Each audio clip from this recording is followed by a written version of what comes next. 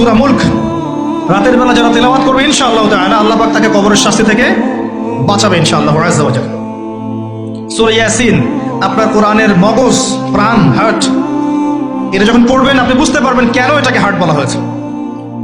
সূরা বাকারা যে ঘরে পড়া হবে সেই ঘর থেকে শয়তান পালিয়ে চলে যাবে। আমরা তো বাড়ি করলে হুজুর ডেকে এনে, তাই না? ঝাড়ফুঁক করাই, বাড়ি বন্ধ করি, তাবিজ করি, কত কি করি না? মাশাআল্লাহ, আসল কাজ করি না। একটা জায়গায় উঠেছেন, বাসায় উঠেছেন, নতুন বাসা, সূরা বাকারা তেলাওয়াত করেন।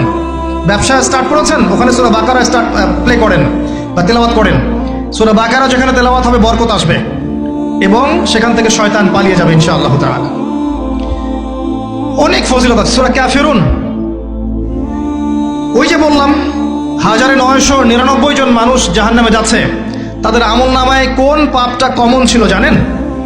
তাদের আমল নামায় কোন পাপটা থাকতে পারে বেশি? শিরকের পাপ।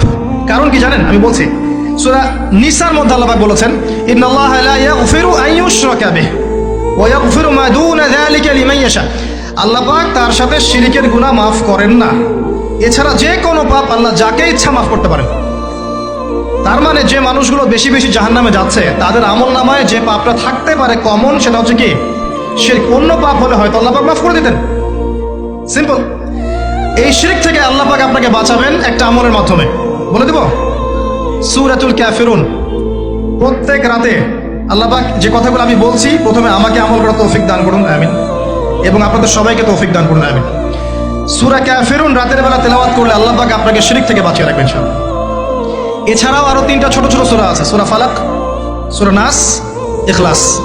সকাল সন্ধ্যায় 3 বার করে, ফজরের পর 3 বার, মাগরিবের পর 3 বার। এটা বিকেলেও করা যায়, আসরের পরে করা যায়।